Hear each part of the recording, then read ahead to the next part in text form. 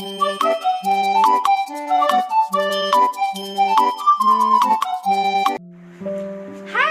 I'm your soon-to-be teacher Chet, and welcome to my vlog.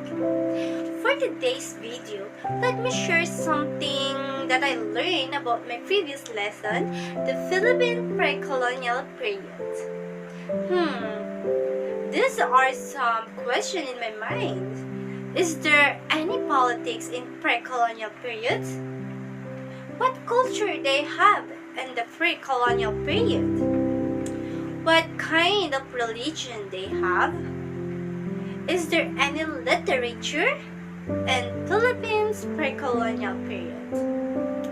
All of these questions we will find out for today's vlog, so keep on watching. Alright classmates, let's identify what is the Philippines pre-colonial period.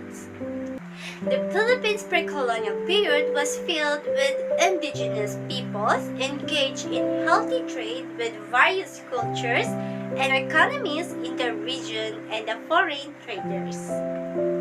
Here are some key and fact information about the Philippines. Alright, the Philippines is an archipelago made of 7,107 islands divided into 3 geographical areas: Luzon, Visayas, and Mindanao. Alright, it enjoys a tropical climate with sunny summers. Wow! From March to May. A rainy season from June to August, and cool temperature from late November to early February, along with its 111 dialects. Filipinos speak 2 official languages, that is Filipino and English.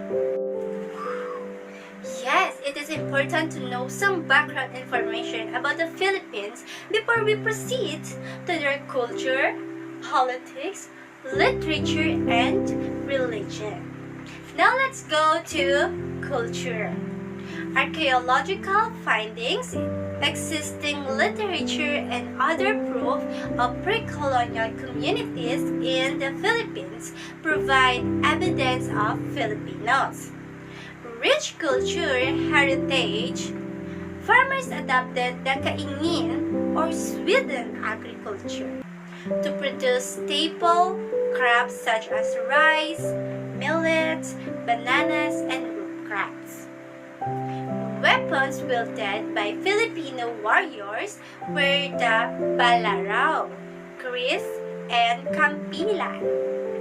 Now, early Filipinos worked in various mines for gold, silver, copper, and iron for jewels, gold ingots, chains, bangles, colombigas, and earrings. These were handed down and passed from generation to generation. Now let's go to politics. The majority of political system in the early Philippines was led by leaders called datus, responsible for ruling autonomous group called barangay or tuluhan. The social structure was as follows. Datu, they are the ruling class or the chief. Maginoo, noble people or noble families. Maharlika, the warriors. Timawa, the freemen or tribespeople. Alipin, the slaves, dependent class, which can be a living na mamahay, that what we call serfs, or a living sa gigilid, that is slaves. Other areas called their leaders Benganganat in Cagayan Valley, Mingal in Gadang, Babaknang in Ilocos, and Timuay in Zamboanga. What about the literature? Philippine folk tales, epics, poems, and chants existed in most ethno-linguistic groups and were passed from generations to generations through word of, yes, our mouth. Okay, one of the famous epic stories is Biyag ni Lamang or Life of Lamang. Of the Ilocanos narrate the adventures of epic hero Lamang. Other epics known to the most Filipinos are the Ibalon of Bicol, Darangan, a Muslim epic, the Kudaman of Palawan, the Alim of the Ifugao, Bantugan of the Maranao, the Hinalawod of Panay, and the Tuwaang of Manobos. Pre-colonial literary pieces transferred in traditional narratives, speeches, and songs include Tigmo in Cebuano, Bugtong in Tagalog, Patutodon in Bicol, and Paktakon in Ilonggo. You know what? The baybayin or to-spell was the pre-colonial writing system in the Philippines. And last but not the least, the religion. You know, the animism was widely practiced in the pre-colonial Philippines. This is a collection of beliefs in the idea that the world is inhabited by spirits and supernatural entities, both good and bad, and that respect must be accorded to them through worship. These entities are commonly called the anitos, referring to spirit, include household deities, deceased ancestors, nature spirits, nymphs, and diwatas, or minor gods or demigods. Tagalog supreme deities includes Bathala and his children Adlaw, Mayari, and Tala, or the Visayan deity Kanlaon. Folk killers were called the Babaylan, shamans and spiritual leaders, and mananambal, the medicine men. Wow!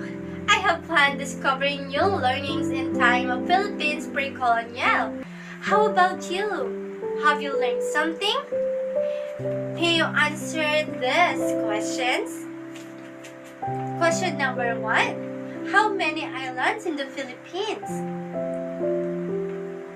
Great! How about question number 2?